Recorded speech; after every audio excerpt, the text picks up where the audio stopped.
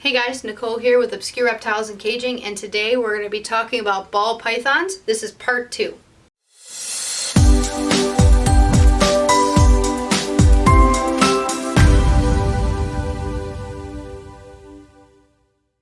Hey guys, Nicole here, and we are going to jump right back into where we left off in the last video. In the last one, we were talking about all the things that you're going to need to make sure you have, make sure that you're prepared for, and the condition that your snake should be in to be ready for breeding season. We started talking about locking and actually getting everything going with brumation. We're going to get right back into it with an example to make sure that you're not overusing your male. So let's say we have a male blue-eyed Lucy, and you want to breed that to both your lesser and your Mojave female. The easiest way to do that is, let's just say January 1st, you put him in with that lesser and he locks. Awesome. As soon as he's done, take him out, give him, some people say 3 or 4 days. I like to give him a whole week off because I don't want him to overdo it. I want to make sure he gets a meal in him, he has some rest, he drinks, because when they're breeding, they really are just focused on breeding.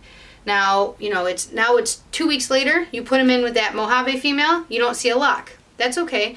You take him out, you give him another couple of days off, you put him back in. As soon as you see that lock, now she's marked off and they are completely done for the rest of the month. You only need 1 lock per female every single month. So I like to make a chart. I'll actually show you guys the chart, and once they breed, I put a star next to them so I know she's done for that month.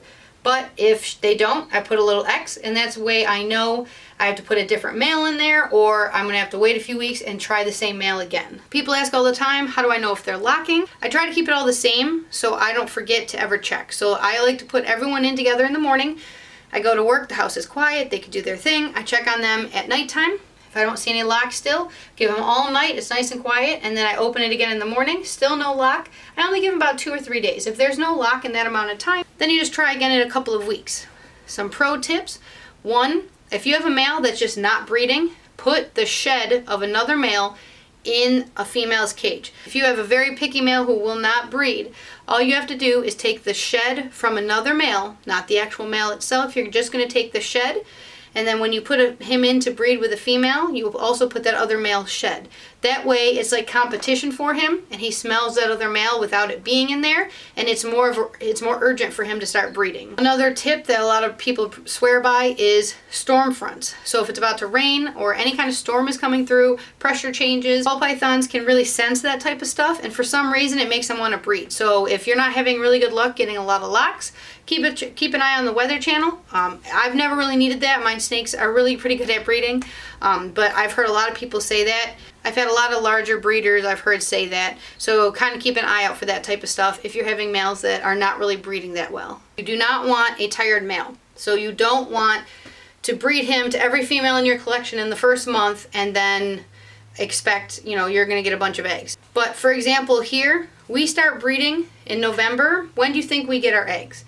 Like January, February, March? No, we normally actually start getting eggs around August or July.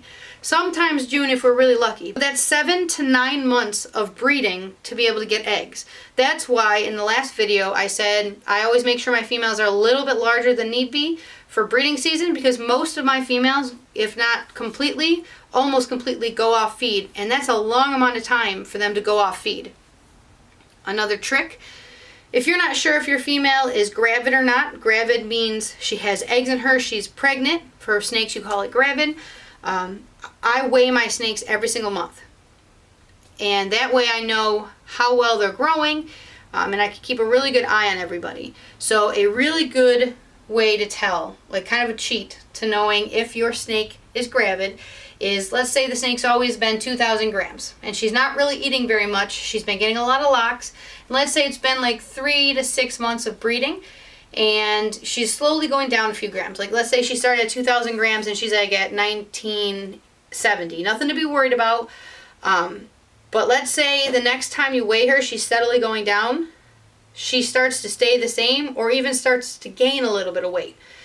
Normally that means she actually either the eggs have become eggs or there's still follicles in her. So that way you can kind of tell, and it's a good way to say, wow, I think I got to really look for ovulations, or maybe she already had it, and watch for the other things, because later on we're going to be telling you all these tips and tricks that you look for throughout this entire process to know when a female is or is not gravid.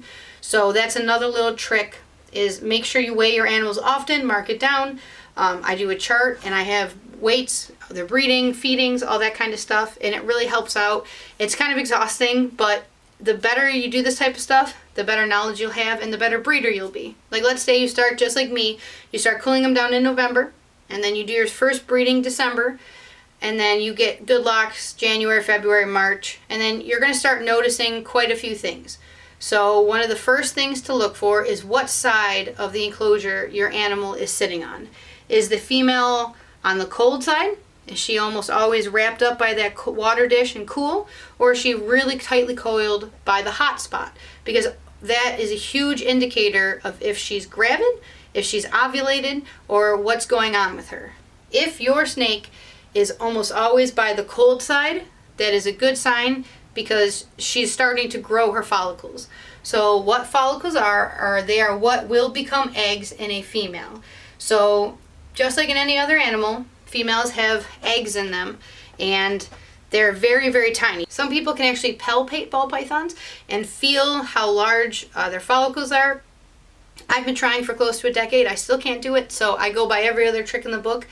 If you are able to do that and you can feel that, that's perfect, because then you know exactly where your female is at all time. You can even buy ultrasound, which are a few $1,000s, but there are other tricks and methods to pretty accurately guess when your snake's going to have their eggs. The reason why you're going to breed your snake for so long, not just, one time and done, is because you're actually just promoting the follicle growth. So the easiest way is, like, let's say the follicles start out around the size of a pea. They're going to be almost a chicken or a duck egg by the time they can become fertilized. So you want to grow those follicles consistently, because she cannot get impregnated until the follicles are large enough. I believe it's around 35 to 40 millimeters. Don't quote me on that, because I don't have an ultrasound. Her follicles need to grow from this to this in order to actually have eggs. So every time you breed her, that is why you only need one breeding time a month. You can actually breed a female, and she can hold and retain the sperm inside of her for up to a year or more. It's been documented. And fertilize herself when she's ready. Every time you're breeding her, there's a chance she's storing some of that. So that's why it's not so important that you're breeding, every week, every other week. Once a month, and she can retain it if she chooses to, because her follicles are not large enough. It's very difficult to know exactly when the follicles are perfect and then you breed, unless you have an ultrasound or something like that. So basically the entire breeding season, or at least half of the breeding season, is you growing her follicles so that she can have eggs. Let's say you breed a pied to a pied, but the year before you bred it to something else, and some of the babies end up not being pied. There should be 100 pied because you did pied to pied. Well, she could have retained some of the sperm from last year, and some of the babies could have been from the dad from the previous season. So that's why you always want to also keep paperwork on what you breed, because she could retain that sperm. Or, you could breed 2 albinos, but the year before you used a normal, and all these babies are normal, and you don't understand, but you can go back to last year's paperwork and kind of figure it out. So it can take anywhere from 3 to 8 months just to grow the follicles large enough to be able to have your snake have its ovulation. Ovulation is actually when the snake releases ova from the ovaries, and that actually fertilizes the egg. When you see that, it's very easy to see once you've seen it. We'll go into it more in depth in the next video, but that is the actual moment when the eggs are being fertilized. It then takes 15 to 28 days for your snake to have her pre-lay shed.